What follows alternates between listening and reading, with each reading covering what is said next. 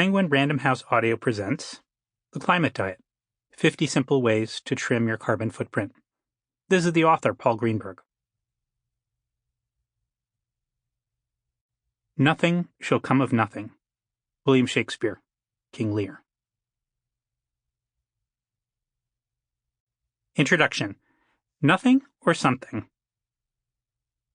Should we do nothing, or should we do something? There's a lot we can ask ourselves about climate change, but in the end, this is the question that really matters in the immediate experience of living our lives. Should we put our very own shoulders to the wheel before us, grinding out through our own efforts a transformation of our culture, our economy, and really life as we know it? Or should we lie down before this rising sea of troubles, accept the futility of opposing them, and hope that we somehow survive in what is rapidly becoming a less and less livable world? Do we give up on economically disadvantaged communities that have already been disproportionately punished by choking heat and devastating floods? Do we abandon the hope that our children and grandchildren will live lives free from the famine and civil strife that current models forecast for us in the overheated decades ahead? If you've picked up this book, you're probably of the do-something variety. You are of a mind to take stock of your life, even if your life to date has not been particularly green. Or perhaps you've already done a thing or two to turn your bad behavior in a more climate-friendly direction, but are not quite sure if those changes are meaningful. Maybe you're a parent or a grandparent who has just been on the receiving end of the speech from a teen or 20-something about how the boomers and Gen Xers have set their descendants up for disaster. Maybe you're wondering if there are a couple reasonable things you could do to keep the peace with that young person in your life. Or maybe you yourself are that teen or 20-something coming into adulthood and wondering how can you win over hearts and minds to climate action within your family and your community. In any of these cases, I think the pages that follow can help. This book came about because I wanted to address an essential disconnect that keeps many Americans on the sidelines of climate action. On the one hand, awareness of the problem has risen markedly in the last few years, and many more Americans want to do something to fix it. On the other hand, most scientists and policymakers have correctly identified the crisis as far bigger than the scope of what one person can do. Both perspectives are valid, but when they collide, the psychological effect on the average citizen is paralysis. Where is my place in all this? A person confronted with this dilemma wonders. What can I possibly do that is meaningful? This paralysis is particularly evident here in the United States, for when you dive down into the numbers, America stands out starkly as a place that is profoundly stuck. Presently, the United States is per capita by far the most prodigious emitter of carbon dioxide among the world's leading economic powers, with a carbon footprint of around 16 metric tons of CO2 per person per year. This is all the more troubling when we compare where we are versus where we need to get. The UN suggests a global target for per capita emissions of a little over 3 tons. India at 1.8 tons of CO2 per person is already there. One could argue that this is only the case because India lacks the industrial infrastructure of more developed nations. But many economic powerhouses show that advanced development and low emissions are not incompatible. France, the UK, and Italy all have per capita emissions around a third of what the United States puts into the atmosphere. China handily bests us as well.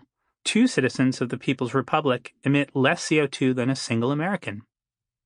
There's no way to avoid it. The world desperately needs America to go on a climate diet. But here's the problem. Most diets fail. They fail mostly because after a period of binging, we set unrealistic goals for reforming our bad ways. In time, self-control breaks down, and we hunger to throw open the cupboards and binge again. Still, some diets do work.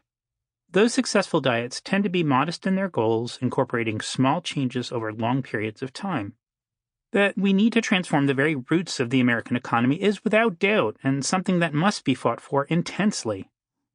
But not every well-meaning American will engage in a protracted political struggle. Not all of us are Dr. Seuss's raging Loraxes who speak for the trees. While we might not want to admit it, most of us are go-about-our-business Seussian who's.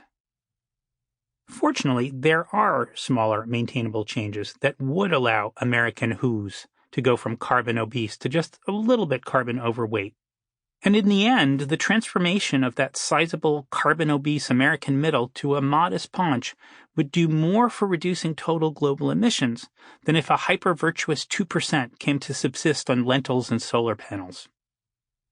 To shrink that middle, we need to find climate actions that can be taken up by both coasts and the heartland. And there's evidence to suggest that this is politically tenable. A 2019 Reuters Ipsos poll showed that a significant majority of Americans believe in the necessity of taking action to fight climate change, irrespective of political affiliation. The challenge lies in getting that majority to actually take action rather than just want action to be taken. So part of this book's intent is to propose realistic actions that will get as many hands on deck as possible.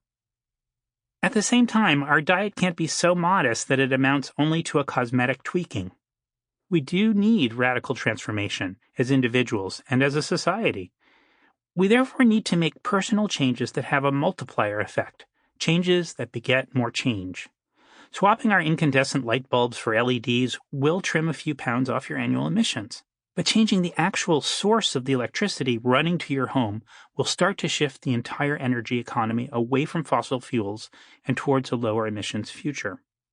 The first 4 chapters of this book offer practical guidance on making changes on that scale. But personal behavior change is only one part of the battle. At this critical juncture, all of us need to find our inner Lorax. We need to speak truth to money and power, even if some of our voices might have less volume than others. And so the last 2 chapters of this book lay out a blueprint for how we can act to affect the climate policies of businesses and government.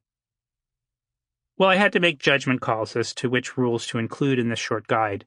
The behavior changes themselves came from seasoned researchers and practitioners from an array of different disciplines: agronomists, energy efficiency experts, urban planners, foresters, financial advisors, political activists, and lawmakers. Within each chapter, I've tried to list the actions individuals can take from easiest to most ambitious. I know, for example, that most car-owning Americans don't have the resources to ditch their fossil fuel-burning vehicles and buy a new Tesla. But anyone can bring the pressure in their tires to the most fuel-efficient level. If we all did that, we'd cut American gasoline consumption by anywhere from 2 to 8%. Not only that, we'd walk away from that change with a few more dollars in our pockets.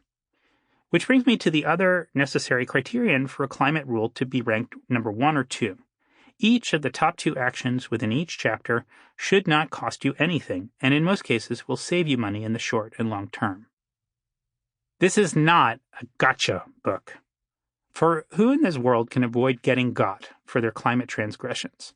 Rather, this is a book meant to help you get from wherever you are right now to a better place in the future. If you were to change your ways in compliance with only the 1s and 2s in each chapter, you would already be doing this country and this planet some good. But if you come to this book having already tackled 1s and 2s, why not consider the 3s, the 4s, and dare I say it, the 5s, 6s, and 7s? Most of the suggestions do not require large outlays of cash, nor are any of them tremendous time burdens. Mostly what they require is a consistent mindfulness with respect to climate, a daily awareness of the crisis at hand, and a daily response to that crisis. All of the items contained within this book emphasize actions, not words. For talk, truly, is cheap, and nowadays, more often than not, just a prelude to an unproductive partisan argument. To see around the corner of despair and glimpse hope, we all need to do something. Only by actually doing something can we gain that perspective. Here, then, are 50 ideas for doing something instead of nothing. The climate diet. Eating and drinking. We make choices about food more often than about any other climate change driver. It therefore makes sense to begin our climate diet with our actual diet. Though it's a complicated business assigning an overall number to the carbon footprint of food, most regulators and scientists place it within the top 5 sources of emissions nationally. These emissions happen directly through the operation of farm equipment, the methane burps of cows, and the transportation of product to market, and also indirectly through the replacement of powerful carbon-sequestering wild systems like forests and grasslands with CO2-leaking monocultures like corn and wheat. Even the earth beneath our feet is diminished by present methods of agriculture. The global soil stock, the world's second largest carbon storehouse after the ocean, has lost somewhere between 50 and 70% of its original carbon dioxide to the atmosphere. Sample complete. Ready to continue?